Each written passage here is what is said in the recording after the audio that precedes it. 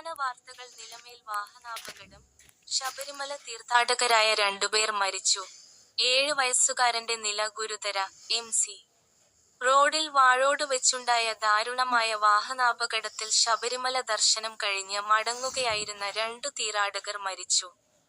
ഒപ്പമുണ്ടായിരുന്ന 7 വയസ്സുള്ള കുട്ടിയുടെ നില അതീവ ഗുരുതരമായി തുടരുന്നു. കാറും കെ.എസ്.ആർ.ടി.സി. ബസ്സും തമ്മിൽ കൂട്ടിയിടിച്ചാണ് അപകടം സംഭവിച്ചത്.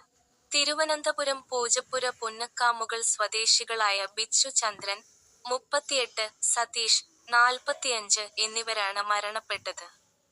കാറിൽ ഉണ്ടായിരുന്ന സതീഷിന്റെ മകനായ ദേവപ്രയാഗ്, 7, ആണ് ഗുരുതര പരിക്കുകളോടെ വെഞ്ഞാറമൂട് ഗോകുലം മെഡിക്കൽ കോളേജിൽ ചികിത്സയിൽ കഴിയുന്നത്. കാർ പൂർണ്ണമായി തകർന്നു. ശബരിമല തീർത്ഥാടനം കഴിഞ്ഞ് തിരുവനന്തപുരത്തേക്ക് മടങ്ങുകയായിരുന്ന സംഘം സഞ്ചരിച്ച കാർ, തിരുവനന്തപുരത്തുനിന്ന് കൊട്ടാരക്കരയ്ക്ക് പോയ കെ.എസ്.ആർ.ടി.സി. ബസ്സുമായി കൂട്ടിയിടിക്കുകയായിരുന്നു.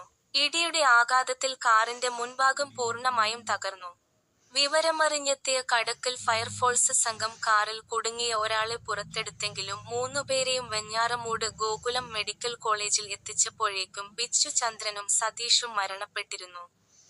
അപകടത്തെ തുടർന്ന് എം.സി. റോഡിൽ ഗതാഗതം തടസ്സപ്പെട്ടു. ചടയമംഗലം പോലീസും നാട്ടുകാരും ഫയർഫോഴ്സും സംയുക്തമായി നടത്തിയ രക്ഷാപ്രവർത്തനങ്ങൾക്ക് ശേഷമാണ് ഗതാഗതം പുനഃസ്ഥാപിക്കാൻ സാധിച്ചത്. അപകടത്തെക്കുറിച്ച് ചടയമംഗലം പോലീസ് മേൽനടപടികൾ സ്വീകരിച്ചുവരുന്നു.